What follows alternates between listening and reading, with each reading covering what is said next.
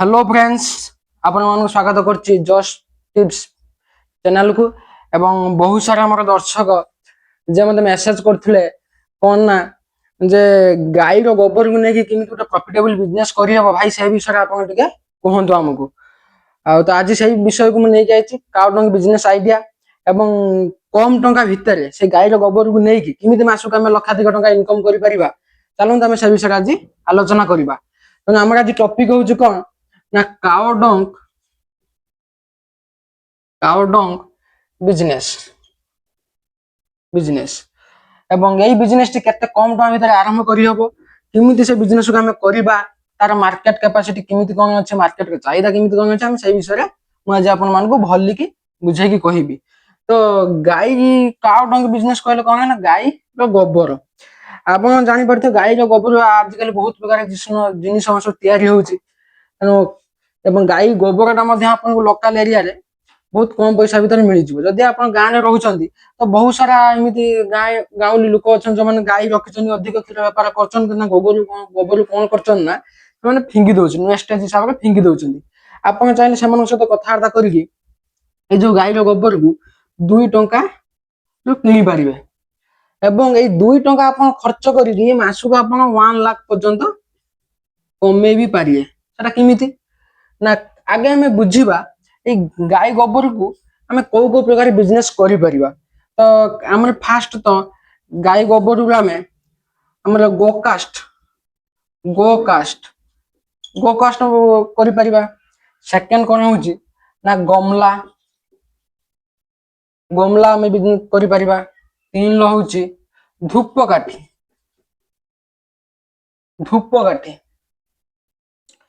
Fourth कोन होची ना हमर मशा जो मशा खाउछनी मशा अगरबत्ती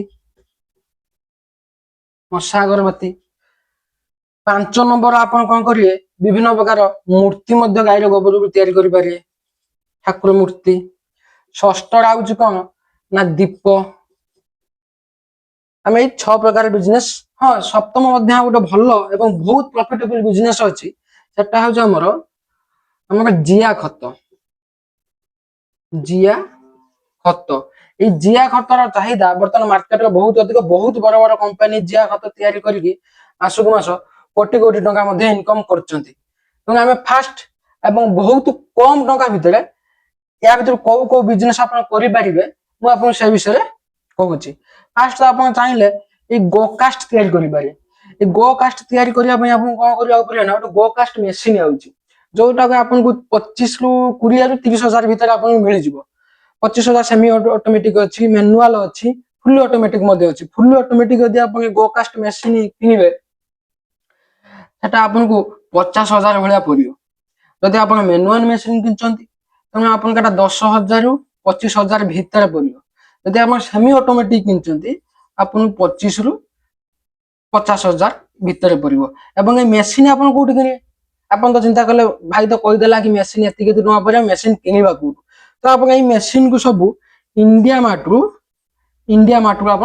किनी पारे आम ओडिशा रे मेसीन तैयारी होची इंडिया मार्ट आप गले आप वेरीफाई करके कथबार्ता करके मेसीन किनी पारे तो मेसीन किनला पर कौन करिए आप गाय गोबर को आप कलेक्शन करिए आप गाँ हो कि जो मैंने गोपालन कर सहित कथा हे कथा है आप कौन करेंगे ना 2 रु 3 टंका हिसाब से आप कौन करिए गाय गोबर किनले ताको मेसीन ला पकईकि आप गोकास्ट किनी पारे या किलो बर्तमान मार्केट रे गोकास्ट रे किलो 5 रु 7 टंका भलिया बिक्री होची आपण किनले 2 टंका मेसीन इलेक्ट्रिक मजूरी बाबद आपण धरा जा टंका खर्च होची किनिथिले 2 टंका खर्च हला आपनकर टोटल हला केते टंका खर्च 3 टंका एवं आपण को बिकिले केते 5 रु 7 टंका मार्केट नेकी यदि आपण गुटे किलो रु 4 टंका किबा 3 टंका भी आपण लाभ करचंती ताहाने आप दिन को 100 किलो गोबर गोकास्ट बनइले गोबर नहीं 100 किलो बनइले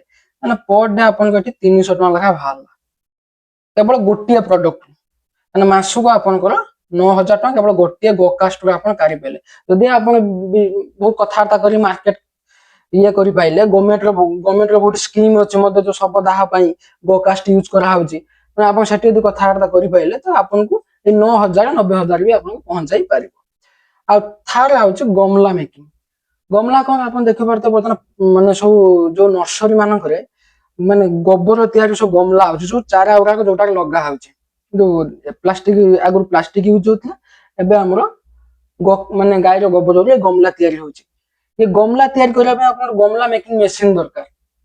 ସେ ଗମଲା ମେକିଂ ମେସିନ ଆପଣଙ୍କୁ ସେଇଭଳି ମ୍ୟାନୁଆଲ 10 ରୁ 25,000, ସେମି ଅଟୋମେଟିକ 25 ରୁ 30 40,000 ଏଇଭଳିଆ ଭିତରେ ଆସିବ। ସେମି ଫୁଲି ଅଟୋମେଟିକ 60 70 ହଜାର ଭଳିଆ ପଡିବ। ଆପଣ ଏଇ ମେସିନ ଆଣିଲେ, ଗୋବର ତାପରେ ଅଲରେଡି ଥିବ, ତେଣୁ ସେଇ ଗମଲାକୁ ନେଇକି ଗୋବରକୁ ପକେଇକି ଆପଣ ଗମଲା ତିଆରି କରିପାରିବେ। ଏ ଗମଲା ତିଆରି କରିବା ପାଇଁ ଆପଣଙ୍କୁ 5 ରୁ 7 ଟଙ୍କା କିମ୍ବା ହାଏଷ୍ଟ ଆପଣଙ୍କ 10 ଟଙ୍କା ଡିଜାଇନ ୱାଇଜ ନେଇକି ଖର୍ଚ୍ଚ ହବ। ୟାର ମାର୍କେଟ ପ୍ରାଇସ ରହୁଛି କେତେ ନା 30 ଟଙ୍କା। ଆଉ ଟାଉନ ମାନଙ୍କରେ ସେଇ ଗମଲା ଗୋଟେ ଗମଲା ପିସ୍ କେତେ ହଉଛି 70 ରୁ 100 ଟଙ୍କା ଭଳିଆ ବିକ୍ରି ହଉଛି। ତ ଆପଣ ମାର୍କେଟ ଅନୁସାରେ ଟାଉନ ଗାଁରେ ବିଭିନ୍ନ ଚାରା ନର୍ସରୀ ସେଣ୍ଟର ଅଛି, ସେଇଟାକୁ ସେଲ କରିପାରିବେ। କିମ୍ବା ଇଣ୍ଡିଆ ମାର୍ଟରେ ବି ଏଇ ଗୋବର ଗମଲା ବିକ୍ରି ହଉଛି। ଇଣ୍ଡିଆ ମାର୍ଟ ହଉ କିମ୍ବା ଆମର ଫ୍ଲିପକାର୍ଟ ହଉ, ଆମାଜନ ହଉ, ମେସୋ ହଉ, ସବୁ ଅନଲାଇନ ପ୍ଲାଟଫର୍ମରେ ଗମଲା ବିକ୍ରି ହଉଛି। ଆପଣ ଅନଲାଇନରେ ମଧ୍ୟ ସେଲ କରିପାରିବେ। ତେଣୁ ଆପଣ ଖର୍ଚ୍ଚ ଆସୁଥିଲା 10 ଟଙ୍କା ଗୋଟେ ଗମଲାର, ଆପଣ ବିକିଲେ ମିନିମମ୍ ଆପଣ ଧରନ୍ତୁ 40 ଟଙ୍କା ଲେଖା ବିକୁଛନ୍ତି, 40 ଟଙ୍କା, ତେଣୁ ଗୋଟେ ଗମଲାର ଆପଣ ପ୍ରଫିଟ ହଉଛି କେତେ 30 ଟଙ୍କା। ଯଦି ଦିନ ସାରା ଆପଣ 1000 ଗମଲା ବି ଆଜି ଆପଣ ସେଲ କରିପାରନ୍ତି କଣ୍ଟାକ୍ଟ କରିକି, ତେଣୁ 30 × 1000 ଆକ୍ଚୁଆଲି 30,000, 3,000। ଆମେ ଗୋଟେ ଦିନରେ 3,000 ଟଙ୍କା କେବଳ ଗମଲାରେ କମେଇ ପାଇଲେ। ଯଦି ସେଇଭଳିଆ ଆପଣ ଯଦି 10,000 ଗମଲା ଏଇଭଳିଆ ଯେତେ ଆପଣ କ୍ୱାଣ୍ଟିଟି ବଢିବ ସେଇଭଳିଆ ଆପଣ ପ୍ରଫିଟ କରିବ। ଏଠୁ ଆପଣ ଗୋ କାଷ୍ଟରୁ ପାଉଥିଲେ 9,000, ଏଠୁ ଆପଣ ମାସକୁ କମେଇଲେଣି 30,000। ତେଣୁ ଆପଣ ଦିଟା ପ୍ରଡକ୍ଟରୁ ସେ ଗୋଟିଏ ଗୋବରକୁ ନେଇକି ଦିଟା ପ୍ରଡକ୍ଟ ମାସକୁ 50,000 ଭଳିଆ ଇନକମ ହେଇସାରିଲାଣି ଅଲରେଡି। ଏବେ ଆସିଲା ଧୂପକାଠି। ଏବେ ଜାଣିପାରୁଥିବେ ଗଭର୍ଣ୍ଣମେଣ୍ଟ ପ୍ରାକୃତିକ ନେଚୁରାଲ ଜିନିଷ ଉପରେ ବେଶୀ ଫୋକସ କରିଛି। ରାସାୟନିକ ଜିନିଷର ଧୀରେ ଧୀରେ ଚାହିଦା କମି ଚାଲିଛି। ତେଣୁ ଆପଣ ଯଦି ଏଇ ଗୋବରରୁ ଯଦି ଆପଣ ଧୂପ ତିଆରି କରନ୍ତି, ୟାର ଚାହିଦା ସବୁଆଡେ ଅଛି, ସବୁ ଜାଗାରେ। ଧୂପଟା ଆପଣ ଜାଣିଛନ୍ତି ଗୋଟେ ଭାରତ ଗୋଟେ ଧାର୍ମିକ ଦେଶ। ଏନି ଟାଇମ ମାନେ ସବୁ ସମୟରେ ଧୂପକାଠି ୟୁଜ ହଉଛି ଠାକୁରଙ୍କ ପାଖରେ, ବିଭିନ୍ନ ପର୍ବପର୍ବାଣି ରହିଛି। ତେଣୁ ଧୂପର ଚାହିଦାଟା ଆପଣ କେବେ ବି ସରିବ ନାହିଁ। ଆପଣ ଯଦି ନେଚୁରାଲ ତରିକାରେ ଯଦି ଧୂପ ଗୋବରରୁ ଧୂପ କାଠି ବନେଇଲେ ଏବଂ ସେଲ କଲେ, ତାହେଲେ ଆପଣଙ୍କ ପ୍ରଫିଟ ବହୁତ ଭଲ ହବ। ଘର ଘର ତ ଧୂପ ୟୁଜ ହଉଛି, ଠାକୁର ହଉ କିମ୍ବା ଆମର ହିନ୍ଦୁ ହଉ, ମୁସଲମାନ ହଉ, ଖ୍ରୀଷ୍ଟିଆନ, ଯେକୌଣସି ବି ଆପଣ ଜାତିର ହଉ, ସମ୍ପ୍ରଦାୟ ହଉ, ଧୂପ ତାଙ୍କର ୟୁଜ କରୁଛନ୍ତି। ତେଣୁ ଆପଣ ଏଠି 1 କିଲୋ ଗୋବର କିଣିଥିଲେ କେତେ, ସେଇ ସେମ ଫର୍ମୁଲା 2 ଟଙ୍କା। 1 କିଲୋ ଗୋବରରୁ ଆମର କେତେ, ଆପଣ ମିନିମମ 1000 ଷ୍ଟିକ ବନେଇ ପାରିବେ। ଆଉ ୟାର ଯୋଉ ବାମ୍ବୋ ଷ୍ଟିକ ଟା ପଡୁଛି କିଲୋ କେତେ 120 ଟଙ୍କା 1000 ପିସ୍ କି। ଏଠି ଏଠି ଆପଣ ନିହାତି 2 ଟଙ୍କା ଖର୍ଚ୍ଚ କଲେ, ଏଠି ହେଲା କେତେ 120 ଟଙ୍କା, 122 ଟଙ୍କା ଆପଣ ଟୋଟାଲି ଖର୍ଚ୍ଚ ହେଲା। 122 ଆପଣ ତିଆରି କଲେ କେତେ 1000 ଷ୍ଟିକ, ୟାକୁ ସେଣ୍ଡ କରି ପ୍ୟାକେଟ କରିକି ଆପଣଙ୍କ ଆଇଲେ, ପ୍ୟାକେଟ ଏବଂ ସେଣ୍ଡ ଭଲ ଭାବରେ କରିବେ, ମିନିମମ 5 ରୁ 6 ଟଙ୍କା ଖର୍ଚ୍ଚ ହବ ଆପଣଙ୍କର, 5 ରୁ 6 ଟଙ୍କା। ତେଣୁ ଆପଣ ଧୂପକାଠି ପ୍ୟାକେଟ ତ ଆଣିଛନ୍ତି ହୋଲସେଲ, ଆପଣ 8 ଟଙ୍କା ଲଗେଇଲେ, 8 ଟଙ୍କାରେ ସିଏ ସେଣିକି ଦୋକାନ କି ସେଲ କଲେ 9 ଟଙ୍କା, ସେ ଦୋକାନ ତାକୁ 10 ଟଙ୍କାରେ ବିକିବେ। ଆପଣ ଏଇ ଧୂପକାଠି ମଧ୍ୟ ତିଆରି କରିକି ଭଲ କରିପାରିବେ। ମଶା ଅଗରବତୀ, ରିଲାକ୍ସ ହଉ କିମ୍ବା ଅଲଗା ଯେକୌଣସି ମଛର ଯୋଉ ଅଗରବତୀ ସବୁ ଆସୁଛି ଆପଣ ଜାଣିଥିବେ, ଆପଣ ସେଇଭଳିଆ ମଧ୍ୟ ଏକ୍ଜାକ୍ଟଲି ଏଇ ଫର୍ମୁଲାରେ ମଶା ଅଗରବତୀ ତିଆରି କରିପାରିବେ। ମୂର୍ତ୍ତି ଅନଲାଇନ ପ୍ଲାଟଫର୍ମ ଏବେ ଦେଖୁଥିବେ, ବହୁତ ପ୍ରକାର ମାନେ ସଂସ୍ଥା ଅଛନ୍ତି ଯୋଉମାନେ ଗୋବରରୁ ମୂର୍ତ୍ତି ତିଆରି କରିକି 500 600 700 ଟଙ୍କା ଲେଖା ବିକୁଛନ୍ତି ଛୋଟ ଛୋଟ ମୂର୍ତ୍ତି। ଆପଣ ଚାହିଁଲେ ମଧ୍ୟ ସେଇ ମୂର୍ତ୍ତି ତିଆରି କରିପାରିବେ। ଏବଂ ଯେହେତୁ ଗୋଟେ ଗୋବରରୁ ତିଆରି, ତାକୁ ଘର ଘର ମଧ୍ୟ ୟୁଜ କରିହବ। ସିଏ ଗଲା ମୂର୍ତ୍ତି। ଆପଣ ମଧ୍ୟ ମୂର୍ତ୍ତିର ଖର୍ଚ୍ଚ, ଛାଞ୍ଚା କିଣିଲେ, ଛାଞ୍ଚା ଗୋଟା 25 ଟଙ୍କା 30 ଟଙ୍କା 50 ଟଙ୍କା ଭିତରେ ଛାଞ୍ଚା ମିଳିବ, ଯେକୌଣସି ଦେବାଦେବୀଙ୍କର ଛାଞ୍ଚ। ତାପରେ ଆପଣ ଏହାକୁ ଗୋବର ପକେଇକି କଲର କରିକି ଯଦି ଆପଣ ତିଆରି କଲେ, ମିନିମମ୍ 50 ଟଙ୍କା ଭଳିଆ ଖର୍ଚ୍ଚ ଆପଣଙ୍କର ଆସିଲା। ଆପଣ ୟାକୁ 400 500 ଭଳିଆ ଅନଲାଇନରେ ସେଲ କଲେ, ଗୋଟେ ମୂର୍ତ୍ତିରୁ ଆପଣଙ୍କ ମିନିମମ୍ 200 ରୁ 300 ଭଳିଆ ଆପଣଙ୍କର ଆସିଲା କଣ ପ୍ରଫିଟ। ଆପଣ ସେଇଭଳିଆ ଅନଲାଇନରେ ଯେତେ ସେଲ କରିପାରିବେ କିମ୍ବା ଯେକୌଣସି ମୂର୍ତ୍ତି ଦୋକାନରୁ ସେଲ କରିପାରିବେ, ଆପଣ ସେତେ ଭଳିଆ ପ୍ରଫିଟ ଆର୍ନ କରିପାରିବେ। ସେଟା ଗଲା। ତାପରେ ହେଲା ଦୀପ। ଏବେ ଆଗରୁ ମାଟି ଦୀପ ଆସେ, ଏବେ ବହୁତ ମାନେ ଧାର୍ମିକ ଅନୁଷ୍ଠାନରେ ଗାଈ ଗୋବର ଯୋଉ ତିଆରି ହଉଛି ଦୀପ ସେଗୁଡାକ ମାନେ ବିକ୍ରି ହଉଛି। ଇଏ ମଧ୍ୟ ଆପଣ ଯୋଉ ସେମ ମେସିନ ୟାର ପଡୁଛି ଆପଣଙ୍କର ଦୀପ ବନେଇବା ଦୀପ ମେକିଂ ମେସିନ ଟା ଇଣ୍ଡିଆ ମାର୍ଟରେ ଆପଣ ସର୍ଚ୍ଚ କଲେ ୟାର ପ୍ରାଇସ୍ ଅଛି 10,000। ମ୍ୟାନୁଆଲ ଟା କହୁଛି, ମ୍ୟାନୁଆଲ କହୁଛି, ମ୍ୟାନୁଆଲ ମେସିନ ଟା ଆପଣଙ୍କର 10,000 ଟଙ୍କା ପଡୁଛି। ଏବଂ ସେମି ଅଟୋମେଟିକ ଟା 20,000 ଆସୁଛି।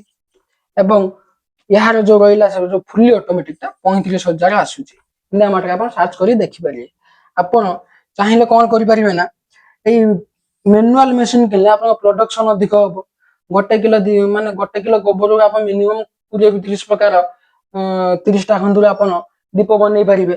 ସେଇଭଳିଆ ଦୀପ ବନେଇକି ମଧ୍ୟ ଆପଣ ଜାଣିପାରୁଥିବେ। ମୁଁ ଏଇଠୁ କହିବା ପାଇଁ ମାନେ ଡିଟେଲ୍ସ କହିଲେ ଭିଡିଓଟି ବହୁତ ଲଙ୍ଗ ହେଇଯିବ, ତେଣୁ ଆପଣଙ୍କୁ ମୁଁ ଏଇ ଯୋଉ ମେଥଡ ବୁଝେଇଛି ସେଇ ମେଥଡ ୟୁଜ କଲେ ଆପଣ ଜାଣିପାରିବେ ଯେ ଦୀପ ମେକିଂରେ ଅନ୍ୟ ଗୋବରରୁ ଯେମିତି ଦୀପ ତିଆରି କରିବା ତାହେଲେ ଆମର କେତେ ପ୍ରଫିଟ ଆସିବ।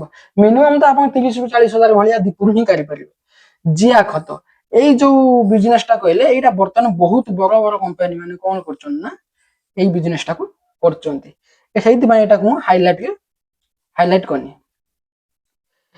ଆପଣ କଣ କହନ୍ତି ଯେ ଆପଣଙ୍କ ଜମି ଅଛି, ଜମିରେ କଣ କରିବେ ନା ଏଇ ଗୋବରକୁ ତ ଆପଣ କହିଥିଲି କେତେ କଣ ରେଟରେ କିଣିବେ ଆପଣ ଜାଣିଛନ୍ତି, ନେଇକି ଜିଆ ଖତ ତିଆରି କରିବେ। ଜିଆ ଖତର ବର୍ତ୍ତମାନ ମାର୍କେଟ ପ୍ରାଇସ୍ ବର୍ତ୍ତମାନ ସୁଦ୍ଧା ଆପଣ ଅନଲାଇନରେ ଦେଖନ୍ତୁ କିମ୍ବା ଅଫଲାଇନରେ ଦେଖନ୍ତୁ ଆପଣ ଜାଣିପାରୁଥିବେ ମିନିମମ୍ ଏହାର କେତେ ରହୁଛି ନା କିଲୋ 200-300 ଟଙ୍କା ଭଳିଆ ବିକ୍ରି ହଉଛି। ଆପଣ କିନ୍ତୁ ଗୋବର କିଣୁଛନ୍ତି କେତେ ଟଙ୍କା? 1.5 ଟଙ୍କା। ତାକୁ ପ୍ରୋସେସିଂ କରତେ 6 ମାସ ସମୟ ଲାଗେ। ଯଦି କହିବେ ଆମେ ଜିଆ ଖତ କେମିତି ତିଆରି ହଉଛି ତ କେମିତି କଣ କରାଯାଏ, ମୁଁ ସେଇ ବିଷୟରେ ଗୋଟେ ଫୁଲ ଡିଟେଲ୍ସ ଭିଡିଓ ଆପଣଙ୍କ ପାଇଁ ନେଇ ଆସିବି। କିମ୍ବା ଆପଣ ୟୁଟ୍ୟୁବରେ ଯାଇକି ଜିଆ ଖତ କେମିତି ତିଆରି ହଉଛି ସର୍ଚ୍ଚ କଲେ ବି ଆପଣ ଭିଡିଓ ପାଇପାରିବେ। ଜିଆ ଖତର ଏଇଠି ବହୁତ ଲାଭ। ଏଇ ବିଜନେସ ଟାକୁ ଯଦି ଆପଣ କରିବେ, ଆପଣଙ୍କ ପାଖରେ ସଫିସିଏଣ୍ଟ ଜମି ଅଛି, ଜମିରେ କଣ କରିବେ ନା ଗୋବରକୁ ନେଇକି ରଖିଲେ, ତାକୁ ଜିଆ ଯୋଉ ଆମର ମାନେ ବିକ୍ରି ହଉଛି ତାକୁ ଆଣିକି ତା ଦେହରେ ଛାଡିଲେ, ଛାଡିଲା ପରେ ତାକୁ ସୂର୍ଯ୍ୟ କିରଣ ଯେମିତି ନ ପରିବ ତାକୁ ଭଲ ଭାବରେ ଢାଙ୍କିକି 5-6 ମାସ ଛାଡିଦେଲେ। ଛାଡିଦେଲା ପରେ ସେ ଜିଆ କଣ କରିବେ ନା ତାର ଧୀରେ ଧୀରେ ଜିଆ ଛୋଟ ଜିଆ ଛାଡିଥିବେ ସେ ଗୋବରକୁ ଖାଇକି କଣ କରିବେ ନା ତାକୁ ଇଏ କରାଇବେ, ତା ଦେହର ବିଭିନ୍ନ ପ୍ରକାର ମିନେରାଲ୍ସ କ୍ରିଏଟ କରାଇବେ। କିଛି ଦିନ ଗଲା ପରେ ଜିଆ ଖତ ବାହାରିବ। ଜିଆ ଖତ ପ୍ରସ୍ତୁତ ହେଇଯିବ। ଏକୁ ଆପଣ କଣ କରିବେ ନା ବୁରାରେ ପ୍ୟାକିଂ କରିକି ବା ପ୍ୟାକେଟ କିଲିକିଆ ହଉ କିମ୍ବା ଆପଣ 50 କିଲିଆ ହଉ 30 କିଲିଆ ହଉ ତାକୁ ଆପଣ ପ୍ୟାକେଟ କରି ମାର୍କେଟରେ ସେଲ୍ କରିପାରିବେ। ଏବଂ ଏଥିରୁ ବହୁତ ଭଲ ପରିମାଣରେ ଆପଣ ଗୋଟେ ଗୋଟେ କିଲୋରୁ ମିନିମମ୍ 250-300 ଟଙ୍କା ଭିତରେ ମାର୍କେଟ ନେଇକି, ଟାଉନରେ ଟିକେ ଅଧିକ ୟାର ରେଟ୍ ଅଛି, ଗାଁରେ ଟିକେ କମ ରେଟ୍ ଥାଏ, ଆପଣ ବିକିପାରିବେ। ବିଭିନ୍ନ କମ୍ପାନୀ ମାନଙ୍କୁ ବିଭିନ୍ନ ପ୍ରକାର ରେଟ୍ ଅଛି। ଆଉ ବର୍ତ୍ତମାନ ଜାଣିଛନ୍ତି ରାସାୟନିକ ସାର ଅପେକ୍ଷା ଗଭର୍ଣ୍ଣମେଣ୍ଟ ପ୍ରିଫର କରୁଛି ଯେ ଆପଣ ଜୈବିକ ସାର ୟୁଜ କରନ୍ତୁ। ନେଚୁରାଲ ତରିକାରେ ଯୋଉ ଆମର ସବୁ ତିଆରି ହଉଛି ସେକୁ ୟୁଜ କରନ୍ତୁ ଜମିରେ, କାରଣ ଯୋଉ ରାସାୟନିକ ସାର କଣ କରେ ନା ଜମି ଉତ୍ପାଦନ ତ ଭଲ ହବ ବାକି ଜମିର ଉର୍ବରତା ଟାକୁ ନଷ୍ଟ କରିଦିଏ। କିନ୍ତୁ ୟାକୁ ୟୁଜ କଲା ମାନେ କଣ ହବ ନା ଆପଣ ଜମିର ଉର୍ବରତା ରହିଲା, ବର୍ଷ ବର୍ଷ ଆପଣ ସେଠାରୁ ଅମଳ ନେଇପାରିବେ। ତେଣୁ ଜିଆ ଖତ ପାଇଁ ଗଭର୍ଣ୍ଣମେଣ୍ଟ ମଧ୍ୟ ପ୍ରୋତ୍ସାହନ କରୁଛି। ଗଭର୍ଣ୍ଣମେଣ୍ଟ ବି ସ୍କିମ ଅଛି, ଲୋନ ଦଉଛି। ଆପଣ ଏ ବିଜନେସ କରିବା ପାଇଁ ଚାହିଁଲେ ଗଭର୍ଣ୍ଣମେଣ୍ଟ ସ୍କିମରୁ ଲୋନ ଉଠେଇକି ମଧ୍ୟ ଜିଆ ଖତ ବେପାର ଆରାମସେ ଭଲ କରିପାରିବେ ଏବଂ ମାସକୁ ଲକ୍ଷାଧିକ ଟଙ୍କା ଏଇ ଜିଆ ଖତରୁ ଆପଣ କମେଇ ପାରିବେ। ତେଣୁ ଆପଣ ଭଲ ଭାବରେ ବୁଝିପାରିଲେ ଯେ କାଉ ଡଙ୍ଗ ବିଜନେସ ଆଇଡିଆ ବା ଗାଈର ଗୋବର କଣ କଣ ବିଜନେସ କରିହବ, କୋଉ ବିଜନେସ କେତେ କଣ ଆପଣଙ୍କ ଲାଭ ଆସୁଛି, କେତେ କଣ ଇଏ ହଉଛି। ଆଉ ଇଏ ଗୋଟେ କଣ ନା ଏଭରଗ୍ରୀନ ବିଜନେସ, ଏଟା ଆପଣ ଲସ୍ କିଛି ନାହିଁ। ଆପଣ ଗୋକାଷ୍ଟ କୁହନ୍ତୁ, ଗାଁରେ ଯୋଉମାନେ ଜାଳୁଛନ୍ତି କାଠ ଜାଳୁଛନ୍ତି, କାଠ ଅପେକ୍ଷା ମଧ୍ୟ ଏଇ ଗୋକାଷ୍ଟ ନେଇକି ସେ ଜାଳି ପାରିବେ। ସେ ମେସିନ ପକେଇଲା ପରେ ସେ କାଠ ସାଇଜର ଛୋଟ ଛୋଟ ପିସ୍ ହେଇକି ବାହାରି ଆରାମସେ ମାନେ ତା ଅପେକ୍ଷା ୟାକୁ ନେଇକି ୟୁଜ କରିପାରିବେ। ଗମଲା ମଧ୍ୟ ଆପଣ ଜାଣିଛନ୍ତି ନର୍ସରୀ ମାନଙ୍କରେ ଆପଣ ଆରାମସେ ବିକ୍ରି ହବ, ଏଟା କିଛି ୱେଷ୍ଟ ହିଁ ନାହିଁ। ତାପରେ ଧୂପକାଠି ତ ଆପଣ ଜାଣିଛନ୍ତି ସବୁ ଜାଗାରେ ବ୍ୟବହାର ହଉଛି। ମଶା ଅଗରବତୀ ତ ଘର ଘର କା ହିଁ ବ୍ୟବହାର। ମୂର୍ତ୍ତି ତ ଜାଣିଛନ୍ତି ସିଜନରେ ମୂର୍ତ୍ତି ଆପଣ ସେଲ କରିକି ଭଲ ପଇସା କମେଇ ପାରିବେ। ଦୀପ ତ ଏନି ଟାଇମ ୟୁଜ ହଉଛି ମନ୍ଦିର ମାନଙ୍କରେ, ଘରେ ସବୁ ଜାଗାରେ। ଜିଆ ଖତ ତ ନର୍ସରୀରେ ମଧ୍ୟ ଜିଆ ଖତ ୟୁଜ କରାହଉଛି। ଆଉ ବିଭିନ୍ନ ପ୍ରକାର ଆମର ଯୋଉ ଚାଷ ବାସରେ ବି ତ ଆମର ଜିଆ ଖତ ୟୁଜ ହଉଛି। ତେଣୁ ୟା ଦେହରେ କୌଣସି ପ୍ରକାର ଲସ୍ ହିଁ ନାହିଁ। ଯୋଉ ଆଶା କରୁଛି ଆପଣ ଏ ଭିଡିଓଟି ଭଲ ଭାବରେ ବୁଝିପାରିଥିବେ। ଯଦି ଏ ଭିଡିଓ ବିଷୟରେ କିଛି ଆପଣଙ୍କ ଡାଉଟ ଅଛି ତ ଆପଣ ମୋ ଚ୍ୟାନେଲର ଡିସ୍କ୍ରିପସନରେ ଯୋଉ ନମ୍ବର ଅଛି, ନମ୍ବର ଆପଣ କଣ୍ଟାକ୍ଟ କରିକି ଆପଣ ଭଲ ଭାବେ ବୁଝିପାରିବେ। କିମ୍ବା ଯଦି ଆପଣ କୌଣସି ଡାଉଟ ରହିଯାଉଛି ଆପଣ ମେସେଜ କଲେ ମଧ୍ୟ ଏଇ ଟପିକ ଉପରେ ମୁଁ ଆଉ ଗୋଟେ ଭିଡିଓ ବନେଇ ଦେଇପାରିବି। ଆଉ ଗୋଟେ ଆପଣ ମାନଙ୍କୁ ରିକ୍ୱେଷ୍ଟ ରହିଲା କଣ, ଆପଣ ମାନେ ଭିଡିଓ ତ ଭଲ ଭାବେ ଦେଖୁଛନ୍ତି, ଇଏ କରୁଛନ୍ତି କିନ୍ତୁ କଣ କରୁଛନ୍ତି ନା ଚ୍ୟାନେଲ ଟାକୁ ସବସ୍କ୍ରାଇବ କରୁନାହାନ୍ତି। ଆପଣ ମାନଙ୍କ ମାନେ ଇଏ ଅସୁବିଧା ନେଇକି ମୁଁ ଯୋଉ ଭିଡିଓଟା ବନଉଛି ବହୁତ ରିସର୍ଚ୍ଚ କରତେ ପଡୁଛି, ବହୁତ ବୁଝିତେ ପଡୁଛି, ତାପରେ ଗୋଟେ ଟପିକ ତିଆରି ହଉଛି। ମୁଁ ଆଶା କରୁଛି ଆପଣ ମାନେ ଯଦି ମୋ ଭିଡିଓରୁ ଯଦି କିଛି ଆପଣ ଜାଣିବାକୁ ଚାହୁଁଛନ୍ତି କିମ୍ବା କିଛି ଶିଖିବା ପାଇଁ ଚାହୁଁଛନ୍ତି, ମାନେ କିଛି ଶିଖୁଛନ୍ତି, ଆପଣ କଣ କରିବେ ନା ଭିଡିଓଟାକୁ ଲାଇକ୍ କରନ୍ତୁ, ସେୟାର କରନ୍ତୁ, ସବସ୍କ୍ରାଇବ କରନ୍ତୁ, ଯାହାଫଳରେ ଆପଣ ମାନଙ୍କ ସହିତ ଆପଣଙ୍କର ସାଙ୍ଗସାଥି ହଉ କିମ୍ବା ବନ୍ଧୁବାନ୍ଧବ ଏହି ଭିଡିଓ ଦେଖି କିଛି ଶିଖିବାକୁ ଏବଂ ଜାଣିବାକୁ ମାନେ ପାଉ। ରହିନି, ଦେଖା ହବା ଗୋଟେ ନେକ୍ସଟ ଟପିକରେ। ଜୟ ଜଗନ୍ନାଥ।